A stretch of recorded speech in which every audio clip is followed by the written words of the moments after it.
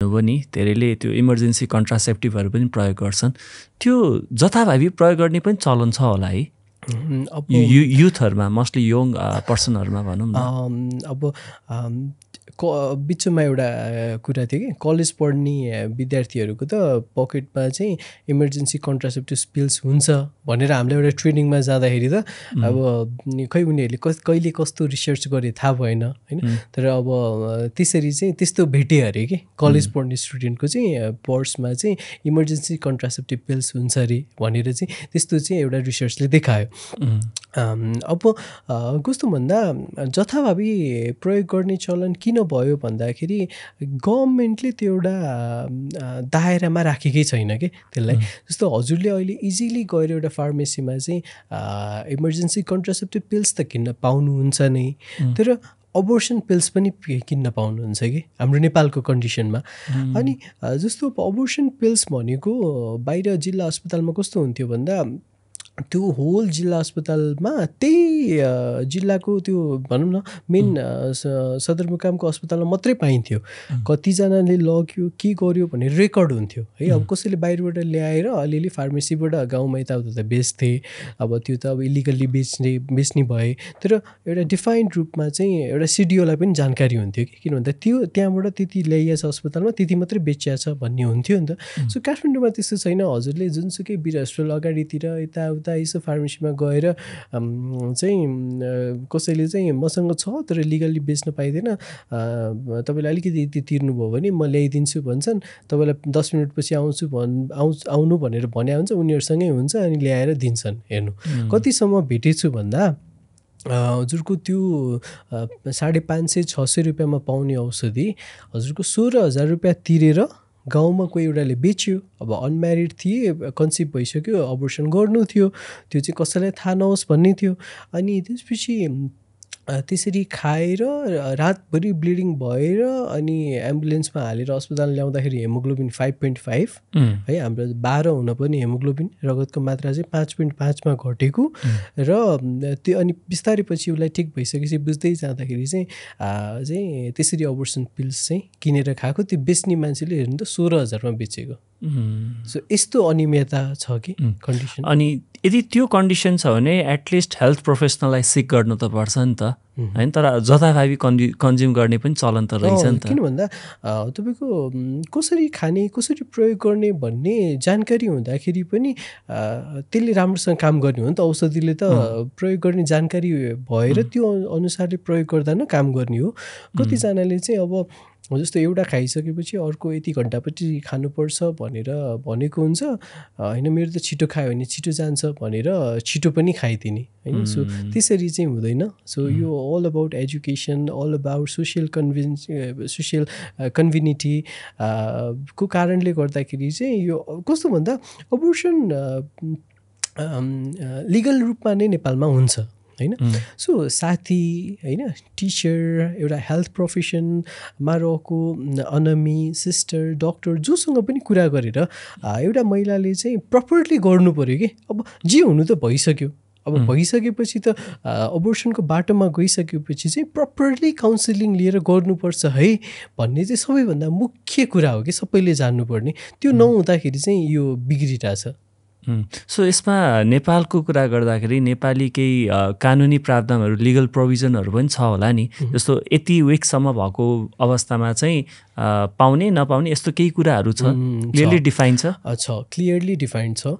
हाम्रो कानुनले 12 हप्तासम्म एउटा आमाले आफूले चाहिँदाखेरि आफ्नो कन्भिनियन्टको हिसाबले म गर्भ राख्दिनँ, म गर्भपतन गर्छु भनेर उनले गराउन पाउँछिन् है। यो चाहिँ 12 हप्तासम्मको कन्डिसन। त्यो आमासँग अधिकार भयो, आमाको अधिकारको कुरा।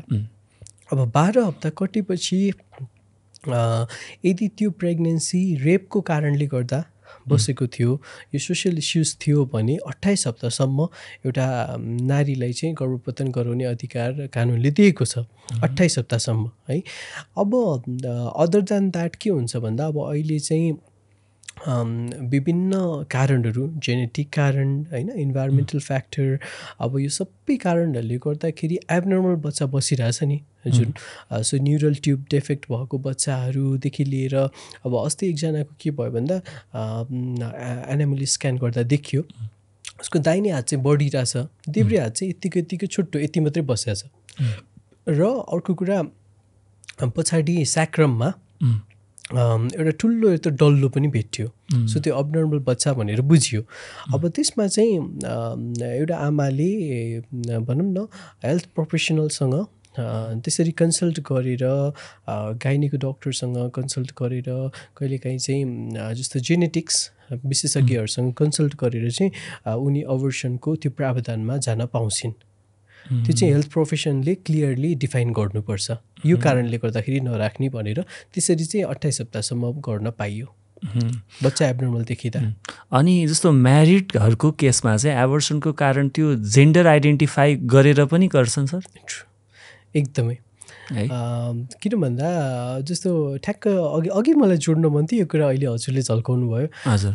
एक दिन म हाम्रो त्यहाँ जिल्ला अस्पतालको प्रमुख चाहिँ एमडिजिपी भन्छ, अनि एमडिजिपी दाई हुनुहुन्थ्यो। अनि म भर्खर भएको थियो गएको, अनि मैले युएससी गर्दै थिएँ। अनि गर्दाखेरि चाहिँ ठ्याक्क 13 हप्ता 13.5 हप्ता कति भएको थियो कि। अनि यस्तो छ बच्चाको कन्डिसन यो छ त्यो छ भनेर मैले ब्रिफिङ गर्दै थिएँ। अनि मलाई श्रीमानले कुनातिर लग्नुभयो कि, एकैछिन आउनु न डाक्टर साहब भनेर लग्नुभयो। अनि कुनामा लग्नुभयो। अनि लगेर चाहिँ छोरा छ कि छोरी छ भनिदिनु न भनेर पकेटमा पैसा राखिदिनु भयो। हेर्नु है। अनि मैले तुरुन्तै निकालेँ, अनि त्यो उहाँको हातमा नै थमाइदिएँ है। अनि म भर्खर गएको थिएँ नि त। अनि त्यसपछि अनि मैले दाइलाई बोलाएँ। अनि दा यस्तो पो भयो त, आज के गरायो यहाँ, यस्तो चलन छ र के हो यो भनेर मैले सोधेँ है, भएको कुरा एकदम फ्याक्ट कुरा। अनि त्यसपछि यस्तो गर्छन् हेर यहाँको समुदायले चाहिँ, यो छोरी रहेछ भने यो फाल्नको लागि यो सबै गर्छन्, यसमा पर्नु हुँदैन है। यति तिमीलाई आज गर्छ, म धेरैमा परिसकेँ, म तिमीलाई भन्छु भन्दै थिएँ, ठ्याक्कै तिमीलाई आज यो परेछ, तिमीले भन्यौ ठिक गर्यौ, नलिएर यो गर्न थाल्यो भने त यहाँ त हेर यति धेरै छन् छोरी फाल्ने होइन, छोरी रहेछ भनेर भन्ने भएको कुरा जे हो त्यो भन्नु पऱ्यो। अनि भन्दाखेरि चाहिँ त्यो तपाईँको त्यसरी चाहिँ कोही त सोध्न आउने, कोही त पैसा दिएर पो भनिदिइहाल्छ कि भनेर त्यसो गर्ने कि। अनि सो त्यो चाहिँ यहाँ मैले यहाँको परिवेशमा भने भने कि बाहिर जिल्ला अस्पतालकै परिवेशमा नै यो सिचुएसन अहिले पनि नेपालमा व्याप्त छ। अब काठमाडौँको कन्डिसनमा चाहिँ जस्तो कसैलाई थाहा छैन, अनि डिरेक्टली ठ्याक्क जस्तो हेर्न आउनुहुन्छ के छ भनेर भनिदिनु भनेर भन्छ। आजकल डक्टरले भन्न पाउँदैन, यो नियममै छैन। यसरी नै धेरै छोरीहरू फालिएको कारणले गर्दाखेरि अहिले चाहिँ जेन्डर भन्न पाइन्न भन्ने त कानुनै बनिसक्यो। अब तैपनि कताबाट कसरी कसले भनेर के गरेर हुन्छ नि, पहिला 2टा नानी छ, नानी नै रहेछ अनि फाल्न आएको भनेर पनि सिधा रूपमा इजिली, त्यो सामान्य कुरा है, घरको फोहोर फालेको जस्तो त्यसरी चाहिँ अस्पताल आउनुहुन्छ। अनि हामी त कहिले काहीँ डिरेक्ट कराउन सक्दैनौँ होइन, अब कराउन सक्दैनौँ। यत्रो वर्ष 60-70 वर्ष एक्सपिरियन्स गरिसकेर, उमेरको हिसाबले भनेको मैले भनौँ न 30-40 वर्ष गाइनीमा एक्सपिरियन्स भइसकेको म्यामहरू त यो देख्दा वाक्क पर्नु भएको भयो नि। त्यस्तो पाउने बित्तिकै त यति गाली गरिदिनुहुन्छ नि त्यस्तो बिरामीलाई। अनि सो कति छ दुःख लाग्छ, यो देख्दाखेरि एकदम दुःख लाग्छ।